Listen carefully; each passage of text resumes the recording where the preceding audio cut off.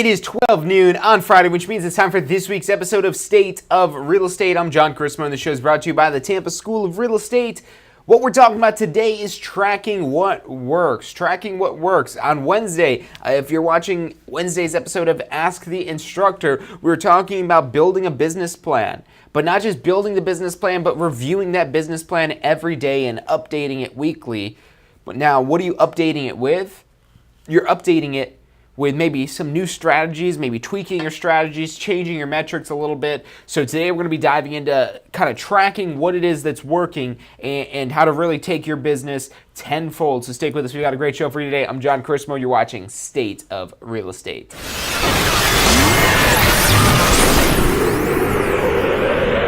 You are watching State of Real Estate. Every Friday at 12 noon Eastern Time. Grow your real estate business. You're watching State of Real Estate.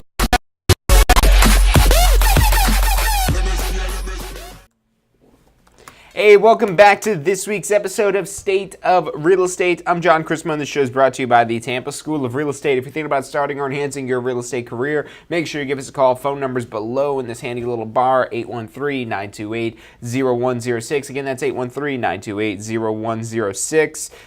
What we do every Friday is called State of Real Estate, and this is our way of helping our previous students, our current students, and our future students, our past, current, and future students, really mastermind to take their real estate business to the next level. Or when they start their real estate business, that they're able to hit the ground running and just kind of really go out there and crush it their first year. So we do this every Friday, 12 noon Eastern Time. If you're not subscribed to this yet, make sure you subscribe. The best place to do that is at our Success Center. Go to tampaschool.com/success. Again, that's tampaschool.com/success. You drop your email in there, and whenever it is that we go live, you'll get notifications so you don't miss out on any of the juicy tips that we give you guys every Friday at 12 noon Eastern Time. But also, you can subscribe on Facebook, YouTube, Instagram. We now stream on Instagram as well. What up, Instagram?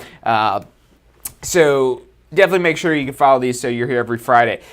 But let's talk about, tracking what works. And we get a lot of questions of what's the best way to get seller leads? What's the best way to get buyer leads? What's the best way to do this? What's the best way to do that? And there's a lot of different methods that you could use.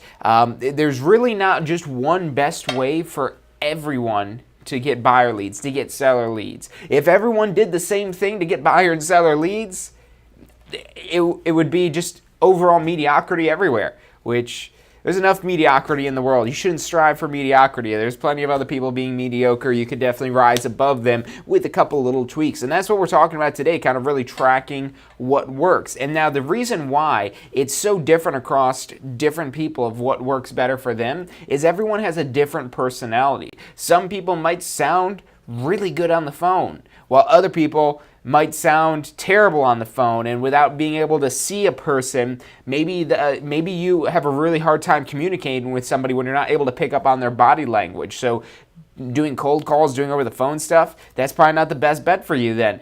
Maybe you could get yourself to be good at that type of thing.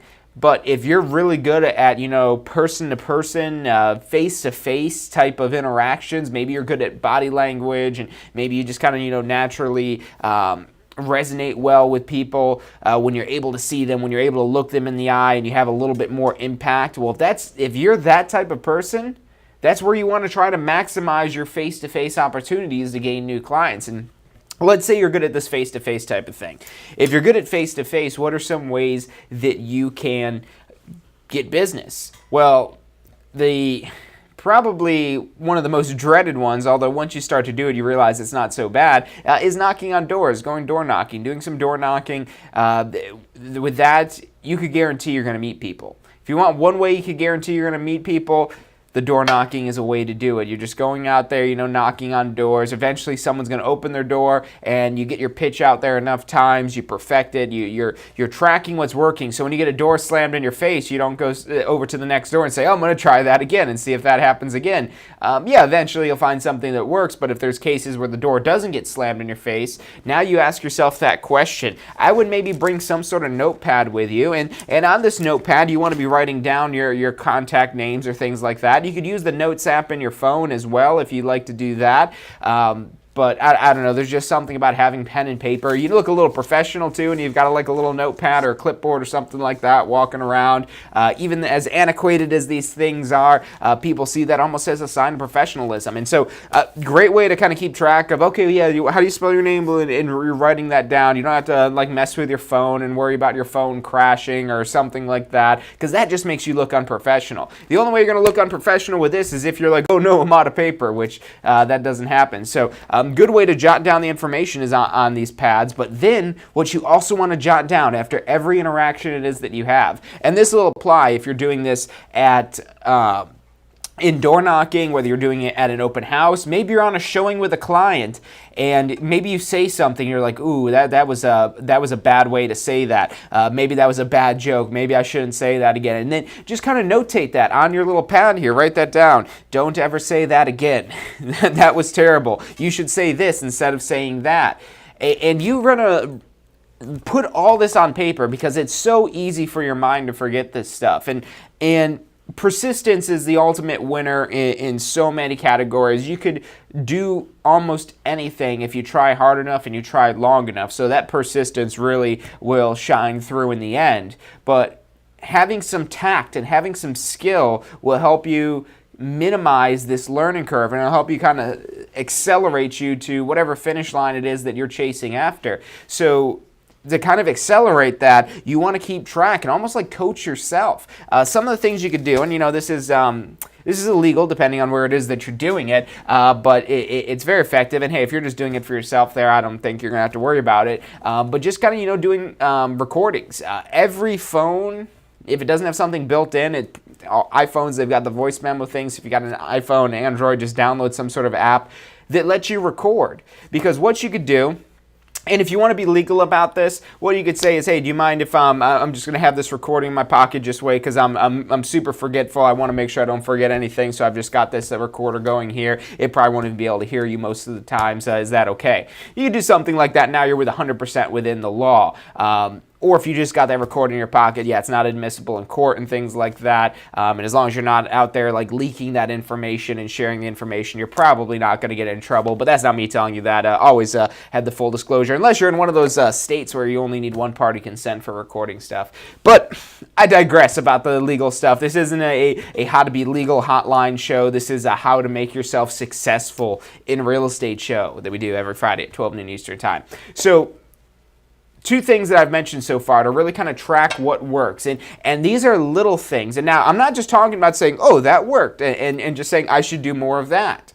Yes, that's overall, but if that's all I was going to talk about today for this hour of, oh, did this work? Okay, I should do that. This didn't work. I shouldn't do that. Okay, there we go. End of the show. No. I'm talking about these more creative ways that you can kind of keep track and really analyze and coach yourself into being the best it is that you can be. You don't need to hire some sort of coach to be able to listen to yourself and say, God, I sound like an idiot when I'm saying that. Why did I stutter when I said this? Why did I pause so much when I said this? Why did I say so much? Why did I say so much? Why did I say like so much? You start listening to yourself and you hear these things again and again and again and again. That's what I love about doing these little live streams twice a week, because I get to watch myself, and I'm watching myself as we speak here. There's a giant monitor on the other side of the room that you guys can't see, but what I'm doing every time with this is I'm able to see myself speaking and watch myself as I speak. It's almost like looking into a mirror, except for, I can't, it's like flipped around a little bit, so it's a little bit weird, but by recording myself, I'm able to practice the tonality of my voice, my hand gestures, all these things it is that I do. A lot of it just is second nature that I'm doing, but sometimes I'll see some things, I'm like, God, why am I doing that? I look stupid when I'm doing that. And, you know, you don't want to be too hard on yourself, but this could be costing you business. If you don't look confident, if you look unprofessional, and it's not just about how you're dressing, it's not just about the way you're styling your hair, it's not just these little things that are just little appearance things. A lot of it is your body language that you're projecting. So a great thing to do is maybe have a friend videotape you as you do role plays and practice and whatnot, so you can actually see yourself as well.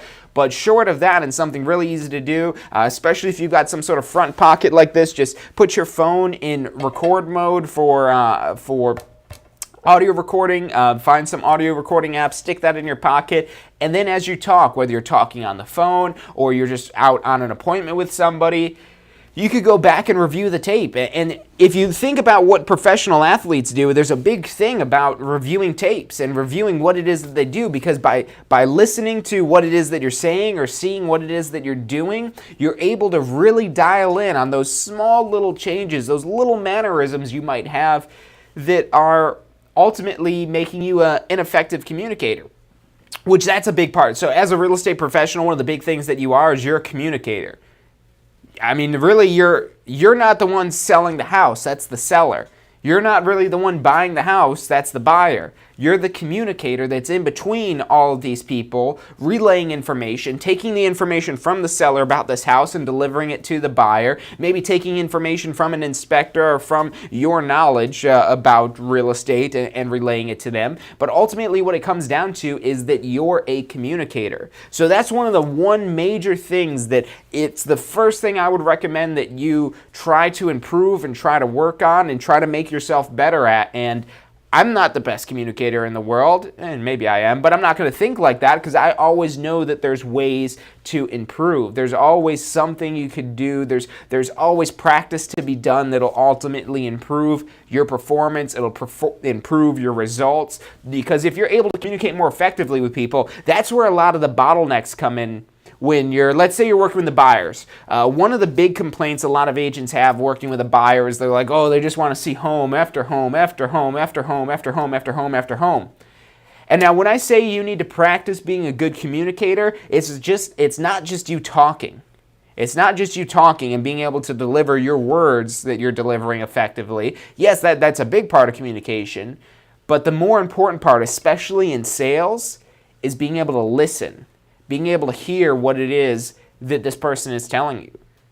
They might have told you that they want a house with a pool, but you're like, oh, they want a house with a pool. Okay, so let's look at this house, and let's maybe now they're another house without a pool. Okay, they must not want a pool, or maybe they didn't realize there's not a pool.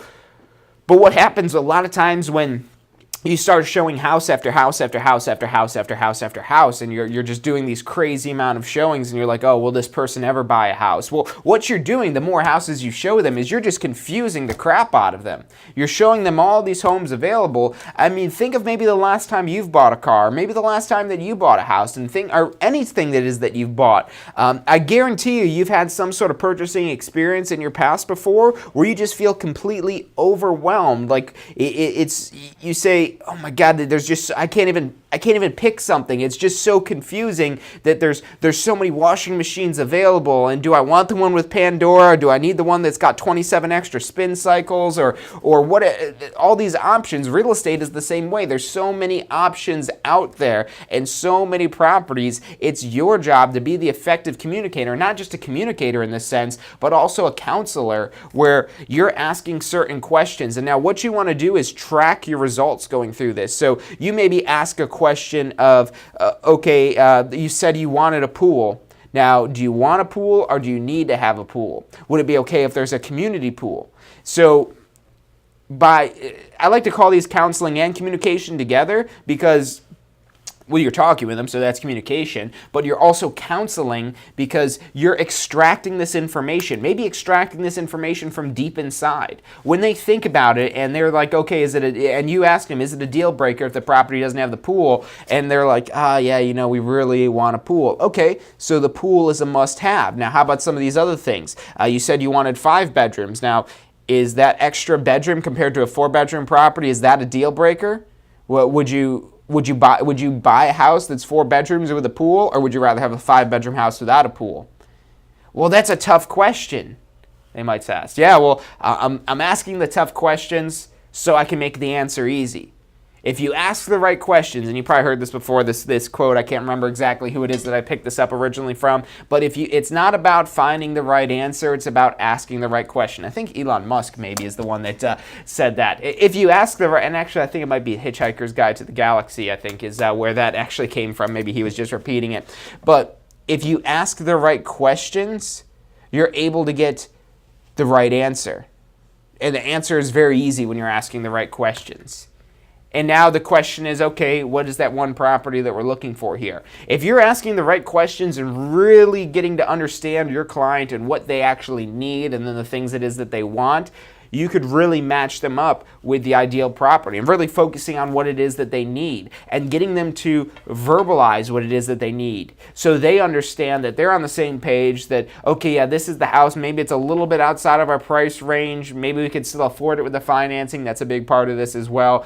We could afford this property, but, it's a little outside of our price range here. Let's look at some other ones just to see what else. And this is where the true professional salesperson will shine, because this is the point where you come in and say, I understand this is a little bit out of your price range here. Now, when we sat down initially, we talked about the things it is that you want, and you said you needed to have the pool, correct? And you said you needed to have the 5th bedroom, correct? And you said you needed to have a lot that was not a small lot where the property wasn't right on top of your neighbors, correct?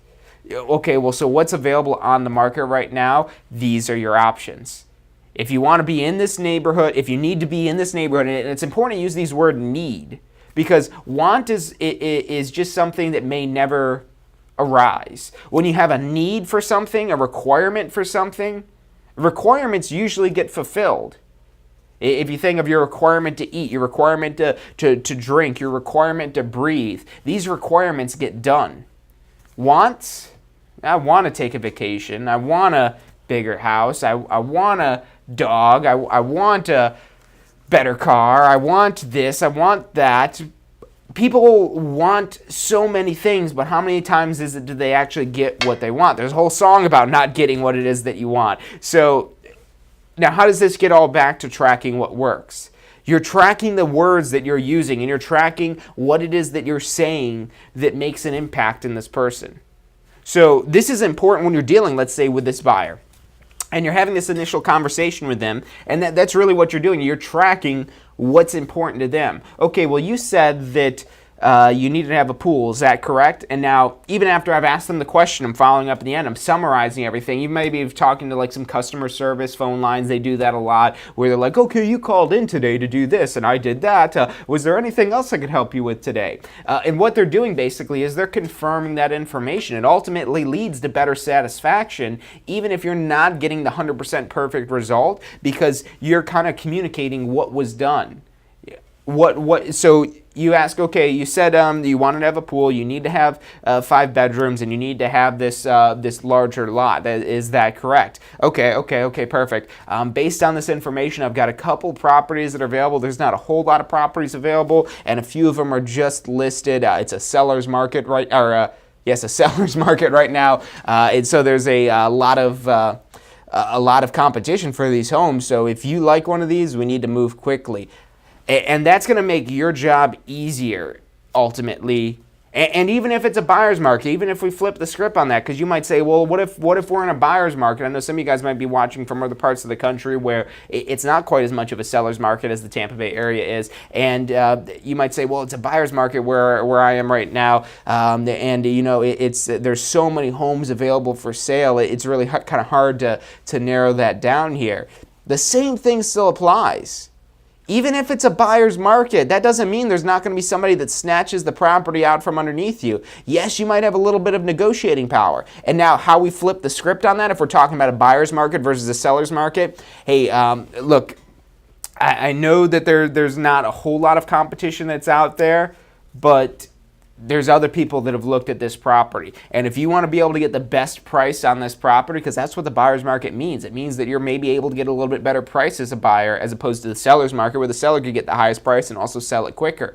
Hey, look, if you want to get the lowest price that we can get on the property, we should make an offer now before anybody else makes an offer on it, because they might just make a full price offer, and that this property might not be an option for us anymore. And you kind of get the ball rolling. Once somebody makes an offer on a property, they're starting to kind of almost take ownership of the property. If they're willing to sign on a contract saying that I want this property, this is what I'll pay you, you sign here as well. If they're signing off on that, they're starting to take ownership in their mind, because they're like, oh, I hope they take it, and so on and so forth.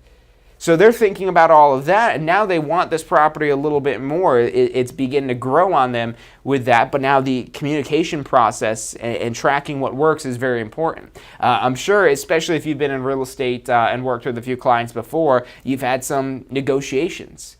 And it's almost every client's knee-jerk instinct, no matter how much they see this coming, their knee-jerk instinct is when they get a counteroffer, is they're just disgusted. They're like, ugh.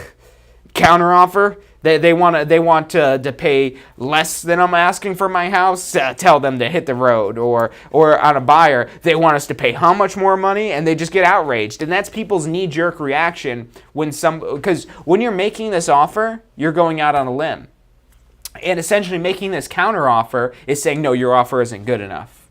I don't want to do, and you might that offer you make might be a really, in your mind, a lot of money. Let's say even if we're talking about a $300,000 house, the house is listed for $300,000 and you offer $280,000 on the property.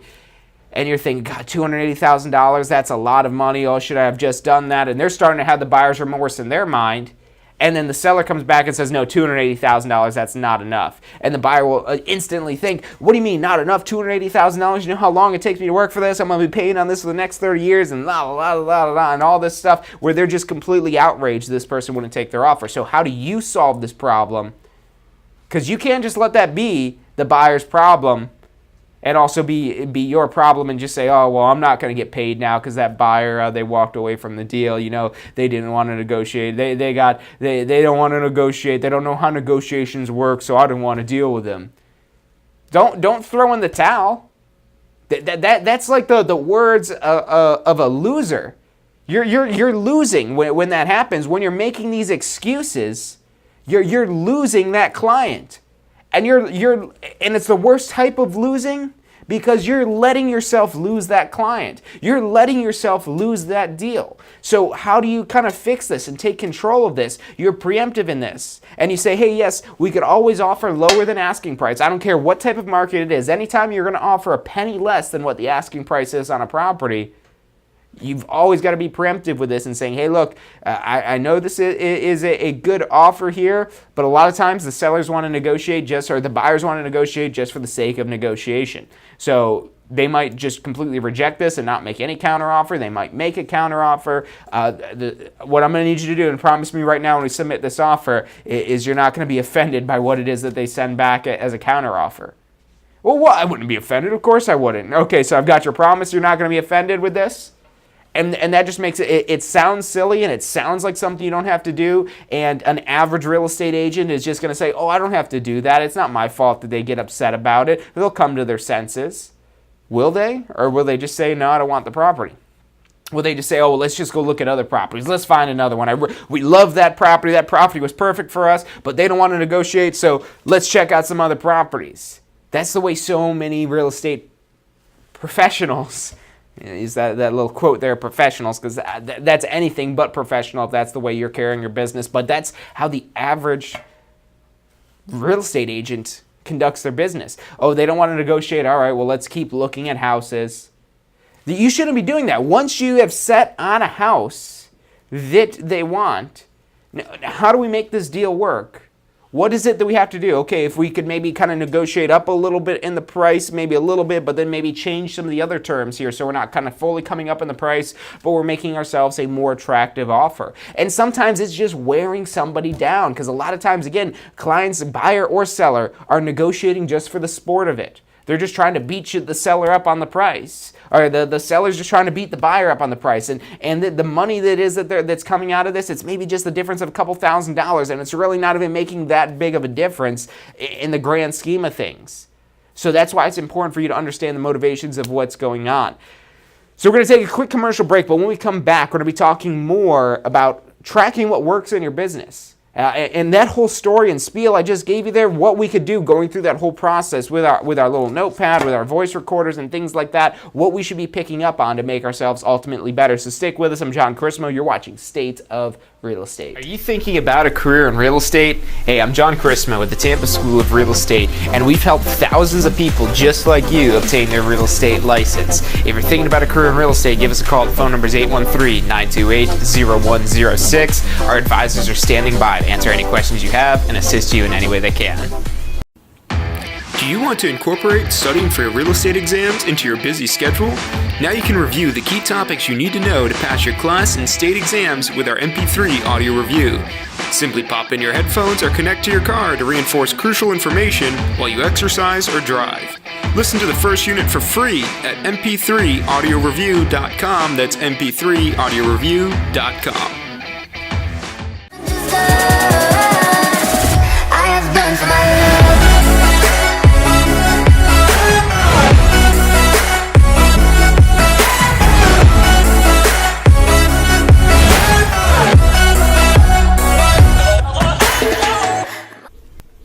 Hey, if you're enjoying the show today, which I'm sure you are, be sure to hit like, subscribe, post your comments, share with your friends and family. Thank you guys so much for watching.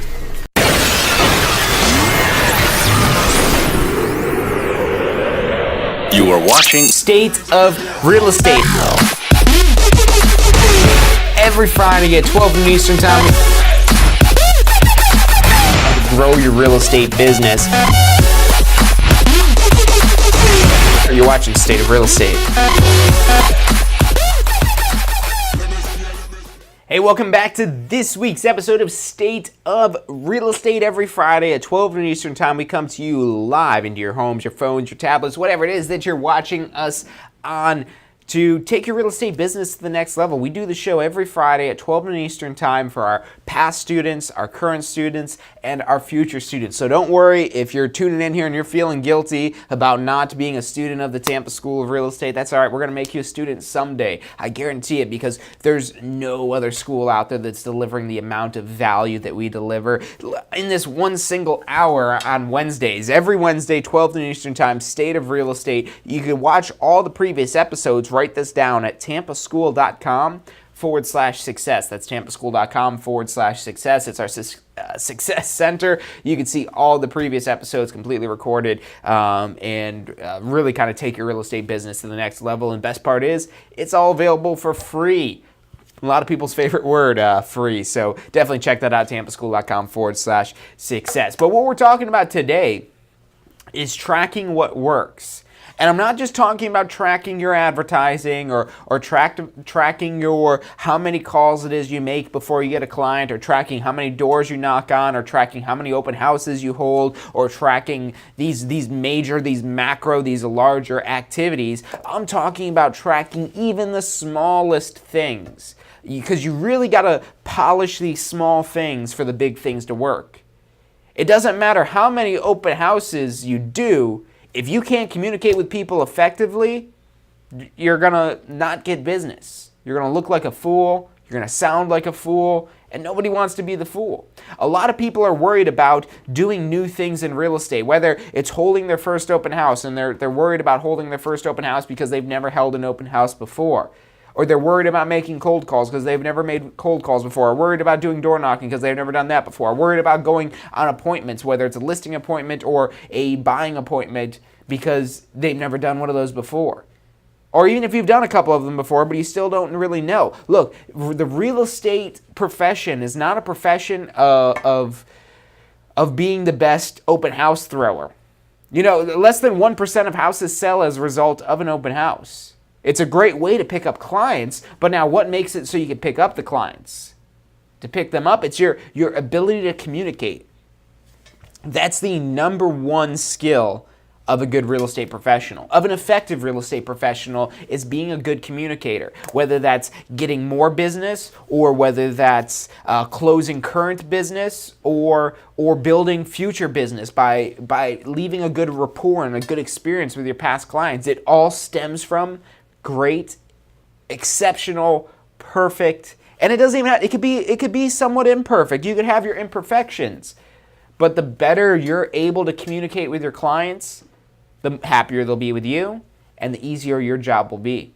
A lot of people that complain about whatever aspect of anything, whether it's something real estate related or something else, but especially in real estate, a lot of it stems from bad communication. Having to show a buyer 25 homes. Yeah, look, you're just not communicating well with them. And it's not just saying, oh, do you want to see this home? Do you want to see this home? Do you want to see that home? You're not communicating. You're taking orders. You don't want to be an order taker. You want to be a communicator. Understanding what it is that this client really needs and asking the right questions. Because when I'm talking about communicating, again, I'm not even talking about the words it is that you're saying as much as I am the interaction it is that you're having and the words it is that you're receiving. That's what's going to get you clients. That's what's going to get you to better understand your clients. That's what's going to get you to close your clients. When you can communicate and interact with them in an effective and engaging way. So that's really the first thing you should be practicing, and that's the thing it is you should be worried about, but most people aren't worried about that. Most people are worried about, how do I write a contract, or how do I do this, or how do I do that? Look, you don't know how to write a contract. What can you do? You communicate with your broker. You communicate with another agent in your office. You communicate to solve that problem. So the better and more effective communicator it is that you are, that's the number one skill really across all professions. The highest paid individuals are typically excellent communicators. The managers of highly skilled people that get paid more than the highly skilled people, maybe technical people that know how to do something really well, and without these technical people, that this company or whatever it may be wouldn't exist. But there's got to be managers that are communicating with them that really probably have no idea what these technical things are, but they're an effective communicator. I think it was maybe it was on Wednesday or last week's episode of State of Real Estate, I was talking about Henry Ford and how he was criticized for not knowing anything about his operations. And so what he did was he invited the press into his office, and they let him ask questions, and anytime he'd have a question, he typically didn't know the answer, but what he did was he picked up his phone, he'd get the question, pick up his phone, call somebody, give the answer. The reason why he was Henry Ford, and he's the one that's well known, and all the technical and engineering people that were answering those questions aren't well known and didn't make as much money, is because they weren't a communicator. Again, as a real estate professional, you're kind of the executive in all this, and the key thing you want to do is track what actually works. What words it is that you're saying.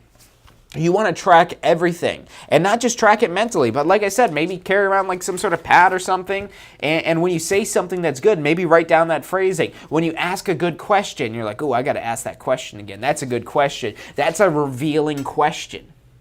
And now it's not just important to ask the question, it's even more important to confirm that question. Confirm that you understood the answer to that question. That's what builds effective communication, is when you're able to confirm the information it is that you've received. When you can confirm that information it is that you've received, now you're getting somewhere. Now you're getting to better understand your client. And the best part is the client's better understanding themselves. And when the client better understands themselves, it's easier for them to make a decision. That's what your job is. Your job is to counsel them and draw those inner workings and inner windings out of them. You don't have to do that. You can go show them 30 homes or keep a house on the market for 3 years because they don't know what price they want to sell at, and they just want to try to get as much as they can. So, I mean, you could do it the order taker way of saying, oh, you want to see another home? Okay, cool. Yeah, I'll show you a home. You like this one? No. Okay, well, let's go look at another one. You don't like this one? No. What am I doing wrong when I'm asking, oh, do you like the home? At least I'm asking if they like the home, right? A lot of agents will just go and show the home, and they'll say, all right, well, good seeing you guys. Have a good day. Most of the time that doesn't happen, but I've seen agents do that before. But it's not just important to ask, okay, do you like this home? It's important to ask, what do you like about the home? What do you not like about the home? Do the pros outweigh the cons? Don't just ask the simple yes or no question of, do they like the home? If you haven't built good rapport with them, they might just think that you're trying to close a deal, which, I mean, ultimately that's what you're trying to do, but real estate is meant to be a win-win process. They want a piece of real estate. They want to buy the real estate. They come to you to help you buy the real estate.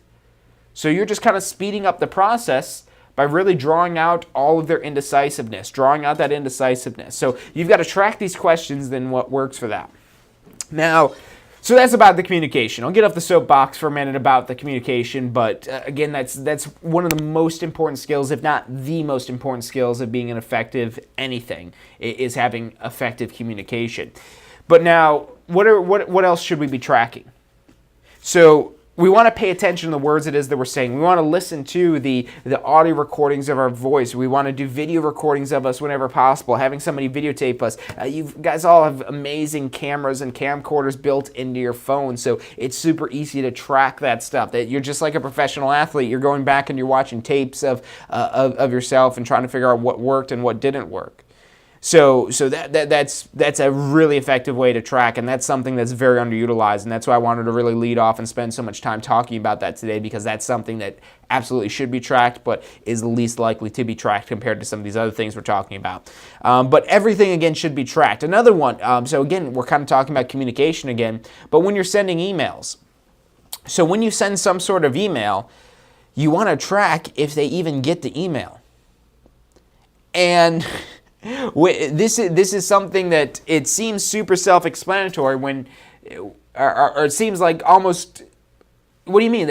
I sent the email. Of course they got the email. Why do I need to ask that? I'm going to look like an idiot for asking that. No, you're not.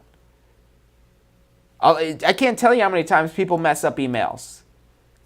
Even people giving emails. I've had people give me emails, and it's the exact email that I gave them, and I read it back to them, and it's like, oh, wait a minute, hold on, let me check. Oh, wait, no, that's actually not my email. It's not gmail.com, it's actually yahoo.com. Oh, I'm a Yahoo because I forgot it was yahoo.com.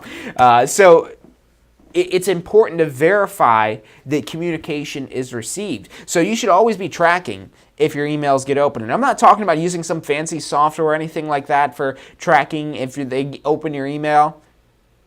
I'm talking about maybe sending a text message or making a phone call. Hey, I just sent you over some properties. Can you check to see if that went through? Oh, sure. Hold on. Let me check. Now, notice that I did not say, did you get the email? Because if I say, did you get the email, they'll say, oh, yeah, I'm sure it's in there, because they'll just assume email works. But don't trust the technology. The technology is, as easy as it makes our lives, it's so fallible. There's so many times when it doesn't work, when things don't always work. It might be user error, it might be many different things, but don't trust that stuff. So verify that they received the email. Maybe it went into their spam folder. That happens so much whenever you're sending some sort of marketing email or something like that. So that's important to verify. Hey, did you get the email? No, you don't see it? Oh, weird. Huh. Good thing I asked that question. But hopefully they did see it. Okay, now great. Okay, now you're looking at that here. Now do you see this? And you kind of maybe walk them through what you're talking about in the email. Because a lot of times people don't even read the stuff. Try to keep your communication short and to the point, because the longer it is that you make something, the more words it is that you use, especially in one given breath, the more confused somebody's going to be when you're trying to communicate with them. So try to keep things nice and short and concise and to the point as well. But track, do they open the emails? Now, once they've opened that initial email, now whenever you're sending them some sort of important email, that's where you always want to make that personal touch of, hey, did you get that email? Hey, I just sent you this. Can you open that up real quick? Are you in front of a computer? No. Can you get in front of a computer? No. When can I call you that you'll be in front of a computer so we could go over this? And what are you doing here? You're taking ownership of making sure that this information is delivered. And let's say you're sending out less important emails, maybe some sort of marketing emails. Now, if you're using the MLS system, and in your MLS system, which the Tampa regional one does, and most of the MLS systems have the ability to basically send out emails of properties. And those automated emails that are being sent out, it'll tell you right in there what time it was sent, what time it was open. So you could verify that they're actually getting your emails. And if you start going through this and you're saying, wait a minute, they're not opening my emails. Hey, if they don't open that first email, it's very unlikely that they're going to open any supplemental emails. Especially with the way spam filters are today, if they don't open an initial email from you, all the previous emails, or all the following emails after that are probably going to go straight to the spam folder and just get deleted after so many days, leaving you without any business. So tracking that, again, that's tracking this information that's being disseminated. You could be tracking your advertising results as well. That's absolutely something you should be tracking. And advertising, especially digital advertising, is really built around being able to track it and see it work. And the reason why it's built around the tracking is, number one, because it's possible, but number two, because when that digital advertising originally started to rise to fame and started coming on the scene, when digital advertising first became a thing, people were really skeptical about it. People are still skeptical about digital advertising today, but that's why it's so reliant on the analytics and information you get behind it, so it proves that it does work. And it's not even just digital advertising, all advertising. There's always that question of, does that work? Is it really getting me results? And sometimes, no, it does not get you results if you've got a terrible ad. So that's where you've got to kind of take that and now tweak it a little bit. And let's say you're running, let's say that you're running some sort of Facebook ads, and you're running Facebook ads and you're targeting people that are likely to move, something you can do right in Facebook. It pops up, it populates a list of people that, based on certain criteria, it deems them, Facebook labels them as likely to move. Who better to market to as a real estate professional for helping people move than people that are categorized as likely to move? So that's a good place to kind of start in finding some clients here. But now, when you're running these advertisements, this is another great thing about digital advertising, is you could test so many different variations of the ads it is that you're putting out. Really, there's no limit to the amount of variations that you could put out there. You could have the same person seeing 3 different ads, and maybe they finally click on one of those 3 ads. Which ad was it that they clicked on? Why did they click on this one? What was it that you said about that ad? And that's where you want to go through and critique this. Just like you're going to be critiquing yourself about the words it is that you're using, critiquing yourself about the mannerisms and the body language it is that you're conveying. You want to critique your advertisements, because this is the digital representation of yourself. Critiquing the picture that's being used, critiquing the text in there, critiquing, maybe it's just switching around the order, maybe putting the call to action at the beginning instead of at the end, and who knows, maybe that causes some sort of difference in the results of your advertisement, but you won't know until you test it out and start to track it. So that's so important, and you should be trying to track as much as you can in your life. So on Wednesday, we were talking about building the business plan, and building this business plan of being, okay, your daily routine needs to be, you need to make this many phone calls, you need to knock on this many doors, you need to hold this many open houses per week, you need to do this many, whatever it is that you're doing, whatever activities that you're doing that you rely on to generate business, that you have a set quota every single day of what you're doing to achieve those goals at the end. But then you have to be tracking, okay, if I'm making these phone calls, how many phone calls? You start with just tracking the number of times you're doing something, even if it's just keeping tallies. Okay, 1 phone call, 2 phone calls, 3 phone calls, 4 phone calls. Or when you're knocking on doors, okay, we did 1, we've done 2, we've done 3, we've done 4, we've done 5. And you're tracking your conversion rates, and you're tracking how many people you're actually able to talk to that are interested in what it is that you have to say. And now, as that percentage goes up, you say, okay, what am I doing that's making more people want to talk to me? It's probably not just a coincidence that you're getting a higher percentage. It could be, maybe it's a little bit of luck having to do with it. Maybe you just happen to knock on more doors. Maybe it's just because it's a neighborhood, a different neighborhood where people are more likely to move. There's almost a reason for everything out there. I really don't believe in luck or just coincidence for anything. You always try to attach some sort of reason behind it, because that helps you better understand and further understand what's actually going on. So you're knocking on doors, you're making phone calls, or whatever that may be. You're constantly saying, okay, out of the 10 phone calls that I made, I got 1 client. Last week, I made 10 phone calls and I got 2 clients. What's going on? What's the difference here? What was the difference that I had here? Maybe I'm just having a bad day. And this is where recording yourself is really helpful, because maybe you listen to yourself and the phone calls, hey, did you know that home values in your neighborhood have increased by 50%? No? Oh, you're not interested? Oh, okay, sorry for bothering you. Bye-bye. That doesn't sound like something you want to talk about. But and you listen to yourself, and you put yourself in the shoes of the person answering the phone call, and you say, God, would I want to talk to this person? This person sounds like their cat just got launched into space, and they're never going to see them again.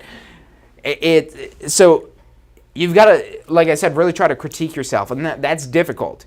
You have to accept that you don't know everything. You have to accept that you're not perfect. You have to accept that there's room for growth. Because the only way to grow is by starting off by knowing that you can grow. If you think you've maxed out and you've plateaued and you've hit the top, you've hit your peak, then you're really not going to be able to expand anything in your life. So that's important to really kind of have that mentality of growth and of how you could do this better. And then now that makes it a little bit easier for you to open yourself up. I mean, you don't want to be completely lacking confidence in this stuff, but know that, yeah, you're probably pretty good, but there's definitely some room for improvement where we can make things better. So we're going to take another quick commercial break, but when we come back, we're going to be talking more about tracking what works. Stick with us. I'm John Charisma. You're watching State of Real Estate. Are you thinking about a career in real estate? Hey, I'm John Charisma with the Tampa School of Real Estate, and we've helped thousands of people just like you obtain their real estate license. If you're thinking about a career in real estate, give us a call. The phone number is 813-928-0106. Our advisors are standing by to answer any questions you have and assist you in any way they can. Do you want to incorporate studying for your real estate exams into your busy schedule? Now you can review the key topics you need to know to pass your class and state exams with our MP3 audio review. Simply pop in your headphones or connect to your car to reinforce crucial information while you exercise or drive. Listen to the first unit for free at mp3audioreview.com. That's mp3audioreview.com. I have done for my love.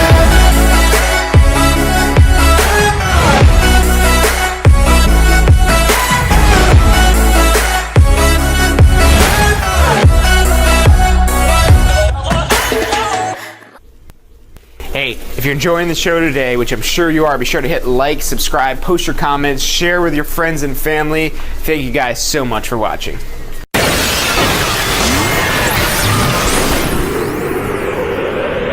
You are watching State of Real Estate. Every Friday at 12 noon Eastern Time. Grow your real estate business. You're watching State of Real Estate.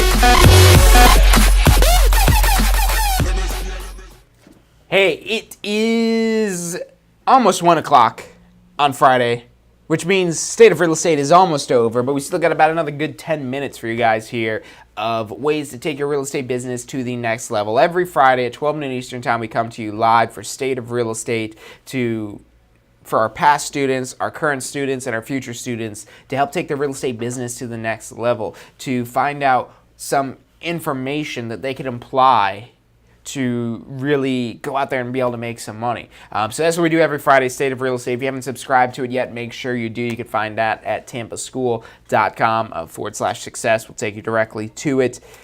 But let's go ahead and keep talking about tracking what works. So we've covered a lot of different things so far. One of the big things, and one of the things I think that's going to be most impactful to so many of you guys, is critiquing and analyzing and bettering your communication style and bettering the words it is that you use and bettering the way you deliver those words, and also, so importantly, bettering the way it is that you receive information and you confirm that information, you reciprocate that back, as communication it's very much a back and forth. So that's something very important to be tracking constantly.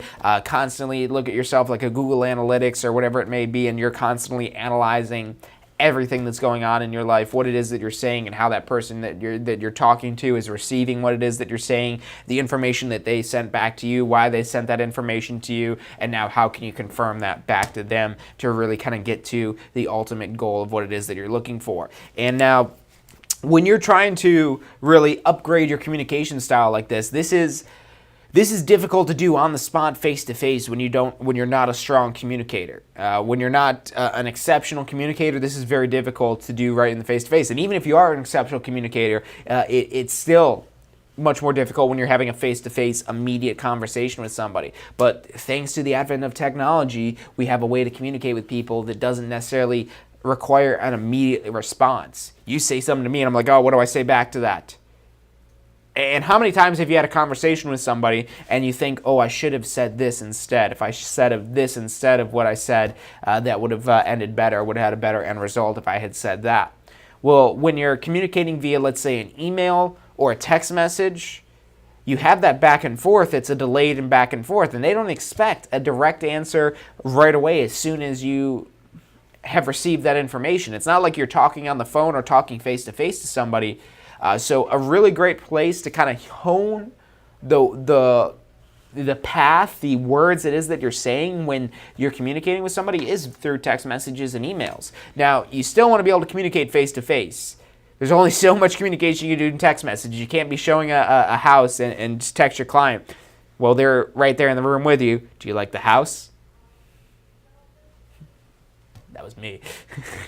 No, so you still do have to communicate face-to-face, and overall there's a lot of communication that you do as a real estate professional, but when you're not face-to-face with them, that's where you want to utilize these technologies. Now, if they're not responding to your text messages and not responding to your emails, they're having a hard time getting their email, they're not an email person, or they're not a text message person, all right, so we've got to do some phone call stuff here. And this is a client where you've got, and again, you've got to track what works, even on this micro scale like this here.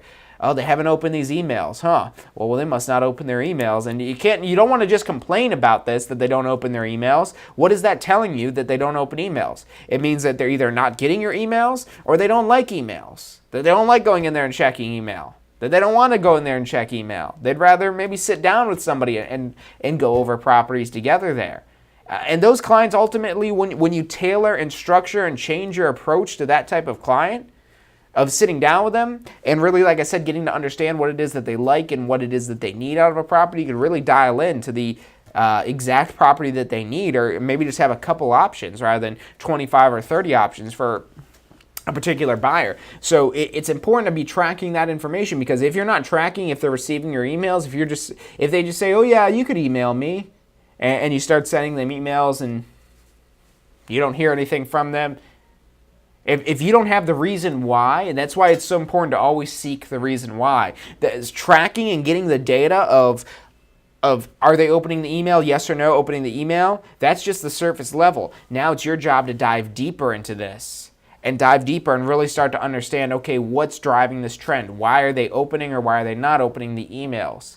And thinking about these reasons why, because that'll help power you. And now you can kind of go out there and start to introduce that reason why into the situation. Maybe you see that they're looking at almost every single email it is, but they haven't called you about any of the properties so far, or they haven't responded at all. They haven't replied to your emails, they haven't sent you a text message, they have in no way responded to any of the information is that you've sent them. But you see, because again in the MLS you're able to track these things, that they're opening every single one of these emails and they're clicking on the portal and they're looking at the properties. So now we have the conversation, checking in with them. This really shows that you care about the client and you do care about the client. You care about them because if they don't get a house, you don't get paid. So they've got to find a house that they liked in order for you to get paid. So that's where you kind of maybe pick up the phone or maybe send them an email. But either way you want to have this conversation, this might be, it depends on your style. And that's, again, you've got to track what actually works good for you. Are you better on the phone or are you better through emails? And whichever way it is. Let's say you're going to call them. So you call them up and say, hey, have you been getting the emails I've been receiving you? Oh, yeah, I have. And you don't want to always, kind of scare them off with the big brother stuff saying, oh, I see you've opened every single one of my emails. Wait a minute, how can you do that? So you say, oh, have you been getting the emails I've been sending you? Even though you already know the answer, it's okay because you're building up, you're introducing this topic into the conversation. Hey, have you been getting the emails I've been sending you? Oh, yeah, I've been getting them. I've been looking at them. Well, what do you think about the houses in there? Now notice how it's not a yes or no question. I didn't say, did you like the houses I've been sending you? And they'll say, oh yeah, they're nice houses. Okay, well now how much further are we?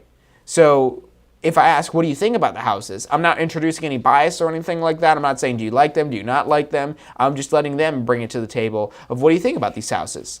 Well, and that kind of starts to get them thinking. And don't always take this initial response as the exact answer to the question, because you might have asked them a question that they haven't even think about. Maybe they're just mindlessly opening these emails and mindlessly looking at these properties without even thinking themselves, do I like this house? Could I see myself living in this house? That's where you get introduced. And don't underestimate the indecisiveness of people. People are very indecisive creatures by their nature, and that's why salespeople exist. If people were very decisive, the world wouldn't need salespeople. If people were able to make decisions on their own, we wouldn't need financial advisors, we wouldn't need salespeople, we wouldn't need all this information if they're able to figure it out on their own. But there's so much information out there, that's why skilled professionals are able to come in and really kind of shepherd them through this process. And really, a good salesperson should be able to match the client up with the perfect product or property, if we're talking about real estate here, for them. So you call them up, you say, hey, have you been on the properties I've been sending you? Oh, yeah, I have. Well, what do you think about those? Oh, I've been looking at them, and there's some nice ones in there. Well, which do you remember off the top of your head? Are the ones that you liked more than the others? Oh, no, not really. Well, if you had to pick one, if one of these properties, was there any single one property that really stood out to you? No. Okay, well, what is it that you're looking for in the properties that you're not seeing in these ones here? Because maybe I could adjust something on my end. What is it that these properties are missing that don't make them the one? And sometimes you notice I start describing this more because I'm really trying to pull an answer. I'm trying to pull something out of them. Because when you start noticing that a client's being indecisive, and maybe you're showing them properties, maybe you're showing them in person, and they say, oh yeah, I like this house. Well, do you like it more than the last one that we looked at? Oh, I haven't really thought about that. Oh, you don't say. No, that's common. So that's common among people, is they might not always think of, okay, I'm buying a house, I need to find one that's right. That's a lot of time what they trust you for you to find the one that's right. Because a lot of times they just don't want to make the decision themselves, or they just need help. They don't know how to make the decision themselves. So that's where you're able to come in and really kind of help guide them through this process. But again, you've got to be tracking what works, and not just what works for marketing or communication or anything like that, but what works for the client. What type of home works for them. Tracking, okay, what about this house makes it better? Because again, it's not just that surface level data that's important. It's not important that they like the house or that they don't like the house. What's important is, why do they like this house? Do they like this house better than the other house? Is this house a better house for you than the other house it is that we looked at? And now it's these questions here that are really going to help draw a decision out of your clients. And even if it comes down to them ruling out this house as an option, well, I did like this house here, but it's actually not missing this. And okay, well, the property not having a pool, would that be a deal breaker for you?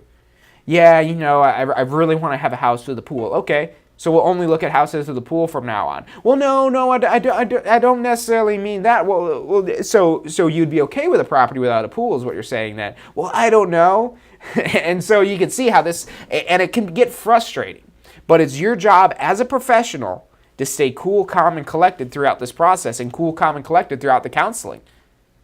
And if you're getting frustrated with this, I'm sure they are as well. Now, even if people like looking at houses, they probably get sick of it after looking at 2 or 3 houses. Once they've looked at 2 or 3, maybe 4 or 5, everyone has their number, but it's usually not that high. They've looked at these houses. Oh, I thought this was going to be fun. We're still looking at houses. All right, let's see this house. What's wrong with this one?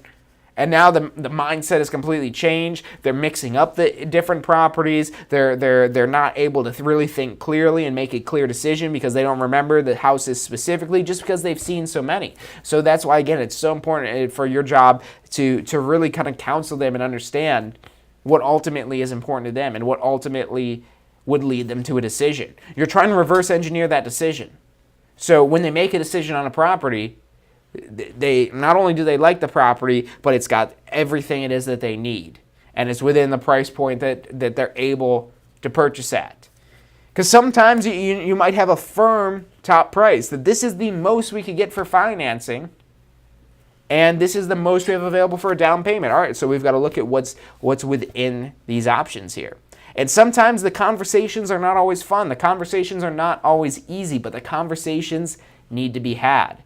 And again, the more effective you're able to communicate. We should have called this episode today Communicating Effectively, because that's really, I feel like, what we've been talking about a lot. But in order to communicate effectively, you have to track what's actually working in your communication style. There's a lot of little tips that we've talked about here today about communicating, but what's important is that you're finding out what's working for your style, what resonates with each individual client, because not all clients are the same, and then ultimately what ends up getting the buyer the house that they want.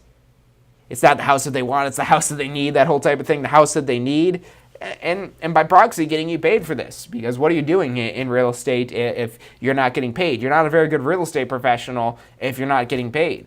And what does that mean if you're not getting paid? No, it's not meaning that you're not good at closing clients. That maybe is part of it. But really, the big problem is you're not effective at getting people in homes or getting houses sold or whatever that may be. Which, you put it that simply and you're like, oh, wow. I don't want to be the bad real estate agent. What can I do to make myself a good real estate agent? And that's, again, where this all starts from, is you have that growth mindset. I'm sure you guys watching this today already have the growth mindset. That's why you tune in. People who don't have a growth mindset won't tune in, won't open themselves up to new information like this because they think they know everything already. They think that they don't need the information.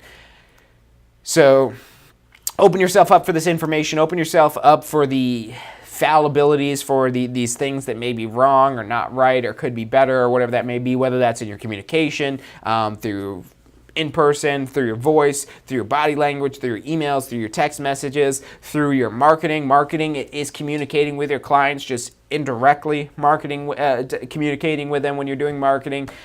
So keep track of everything that's working when you're communicating. Keep track of again, what works in all of this.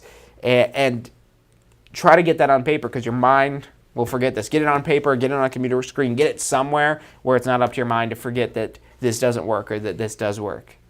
But that's all I've got for you guys today. I hope you've enjoyed the show. I know I've got some stuff in here that if you implement this in your business will take your business to the next level, even if it's just a small increase in your business. A small increase in the real estate business is usually a pretty big increase dollar-wise. So definitely try to implement some of these in your business. Don't just take this information and just say, oh, that was nice. All right, well, now what am I going to do? Take this information and try to implement it into your business. Try to integrate this here. Try to do some of the things I talked about. Start keeping track. Start writing down what it is that works and what doesn't work. So that way you can kind of have a running tally and a running tab of, okay, I should do more of these things. I should do less of those things. And you should review this constantly. But that's all I've got for you guys today. Thank you for tuning in. Make sure you tune in next Friday at 12 noon Eastern Time for Black Friday on 12 noon Eastern Time. Not going to drop too much yet, but make sure you tune in next Friday, 12 noon Eastern Time. Make sure you guys tune in Wednesday as well for Ask the Instructor. Even though it's Thanksgiving, right smack down in the beginning of those, I'm still going to be live delivering you guys this information, taking your business to the next level, helping you better understand the real estate industry. So 12 noon Eastern Time next Wednesday as well as next Friday. But until then, you guys have a great weekend, and I'll see you next week. Are you thinking about a career in real estate? Hey, I'm John Chrisma with the Tampa School of Real Estate, and we've helped thousands of people just like you obtain their real estate license. If you're thinking about a career in real estate, give us a call. The phone number is 813-928-0106. Our advisors are standing by to answer any questions you have and assist you in any way they can. Do you want to incorporate studying for your real estate exams into your busy schedule? Now you can review the key topics you need to know to pass your class and state exams with our MP3 audio review. Simply pop in your headphones or connect to your car to reinforce crucial information while you exercise or drive. Listen to the first unit for free at mp3audioreview.com. That's mp3audioreview.com. I have done for my love.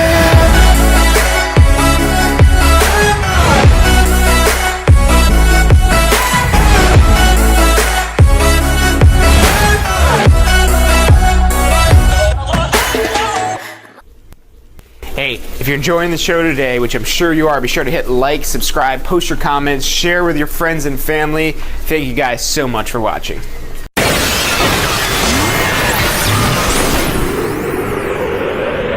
You are watching State of Real Estate. Every Friday at 12 noon Eastern Time. Grow your real estate business. You're watching State of Real Estate.